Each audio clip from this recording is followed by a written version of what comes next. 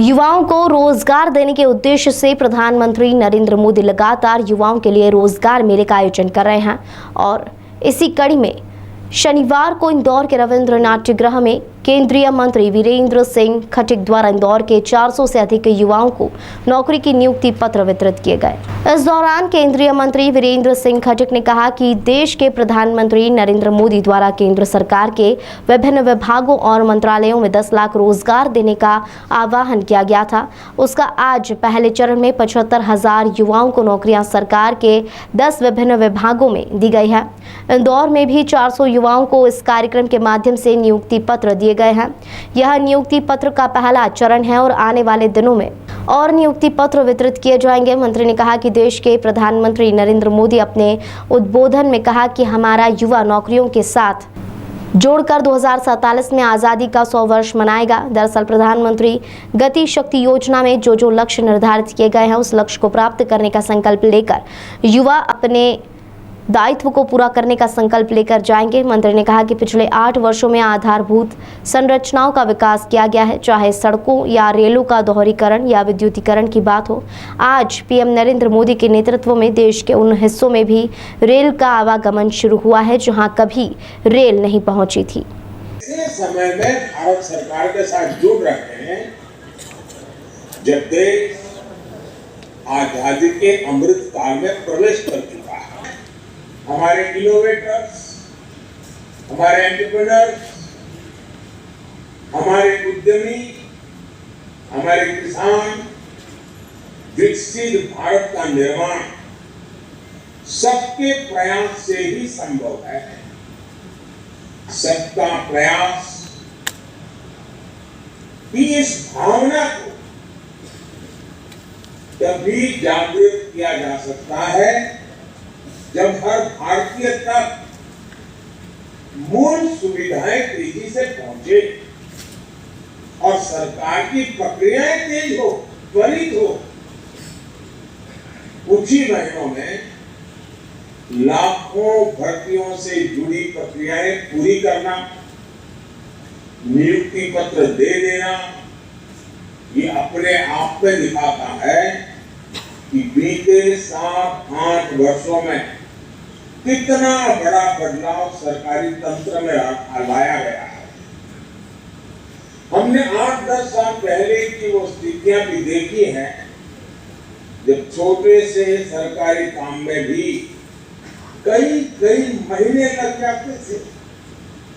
सरकारी फाइल पर एक टेबल से दूसरे टेबल तक पहुंचते हैं धूल जम जाती। लेकिन अब देश में स्थितियां बदल रही हैं, देश की कार्य संस्कृति बदल रही है।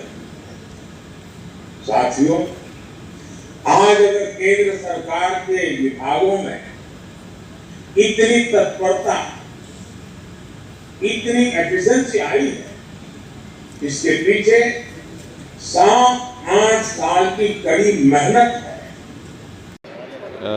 मुझे कल पता चला कि मेरा फेसबुक पेज हैक भी हो गया है और हैक होने के साथ साथ वो जब मैंने शिकायत दर्ज कराई हमारे इंदौर साइबर सेल में तो पता चला कि वियतनाम और पाकिस्तान के हैकर्स द्वारा इसको हैक किया गया है।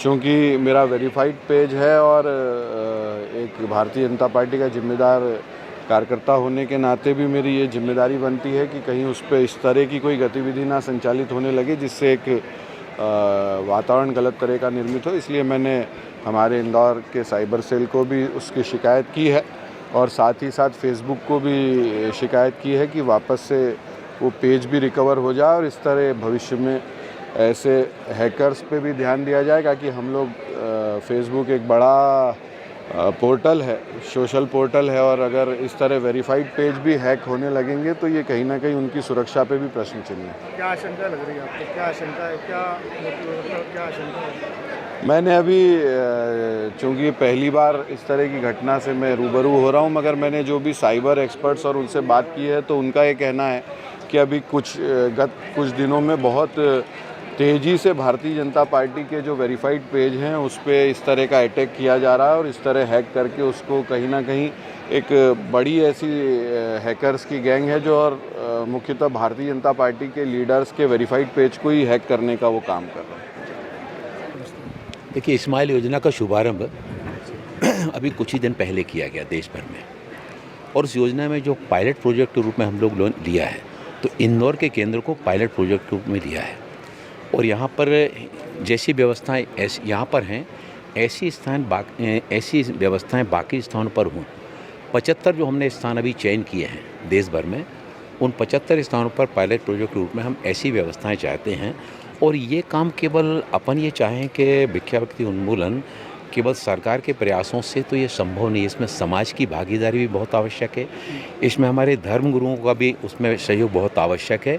देश भर के हमारे जो धार्मिक स्थान हैं, चाहे वो उज्जैन हो, इलाहाबाद हो, गया जी हो, ऐसे जितने भी हमारे देश के धार्मिक स्थान हैं, उन धार्मिक स्थानों के वहाँ के हम अपने माननीय संतों से, महात्माओं से, वहाँ के पुजारियों से, उनसे भी हम ये अनुरोध करने वाले हैं। हमारे विभिन्न समाजों के जो अलग अलग धर्मगुरु, उन सब का भी इसमें सहयोग मांगने वाले हैं। और इसके साथ ही साथ जो हमारे समाज के प्रमुख लोग हैं, उनका भी सहयोग इसमें नितांत आवश्यक। जब पूरा समाज कदम से कदम मिलाकर चलेगा, हम ये सोचें कि केवल कोई एक संस्था या राज्य सरकार के या केंद्र सरकार के अकेले, तो इसमें सबकी भागीदारी जोड़ना पड़ेगी, तभी सही मायने में इस लक्ष्य को हम प्राप्त कर सकेंगे। मैं कई स्थानों पर जाता हूँ, लेकिन इंदौर का जो केंद्र है, केंद्र बहुत अच्छा काम कर रहा है। और उसमें सबसे अच्छी चीज़ है, वहाँ पर उनके काम में जो लगे हुए वहाँ के सहायक हैं, कर्मचारी हैं, वो सब हृदय की गहराइयों से वहाँ पर आने वाले जो हमारे इस तरह के काम में लगे हुए, भिक्षावृत्ति काम में लगे हुए लोग थे, चाहे महिलाएं हों चाहे पुरुष हों, उन सबको एक और विविध स्थानों से, चाहे रेलवे स्टेशन से, मंदिरों के पास से, और कई ऐसे भी बुजुर्गों से और महिलाओं से मिलने वहाँ पर जाकर बातचीत हुई कि जिनको यही नहीं पता कि वो कहाँ के हैं, वो बोल भी नहीं पाते, कुछ मानसिक रूप से मतलब इस स्थिति में हैं, कुछ बहुत उम्र के उस पड़ाव पर हैं। उन सब की सेवा करते हुए एक और जहाँ उनको चिकित्सा की, भोजन की, ठहरने की, कपड़ों की सारी व्यवस्थाएं की जा रही हैं, वहीं पर बहुत बड़ी संख्या में उस केंद्र पर आने वाले लोगों को स्वरोजगार के साथ में भी जोड़ा गया है। और बड़ी मात्रा में ऐसे लोगों को पहचान करके दूसरे राज्यों से जो आए हैं, उन राज्यों में भी पहुँचाया जा रहा है।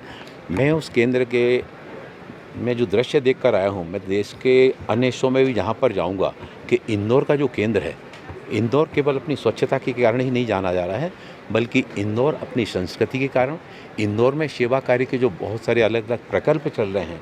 हमारी सुश्री उषा ठाकुर बहन जी हैं, वो गायों का केंद्र चला रही हैं, बाल आश्रम भी चलाती हैं। तो ऐसा मैंने देखा कि इंदौर के अंदर जो सेवा की भावना है, वो सेवा भावना बहुत बड़ी है।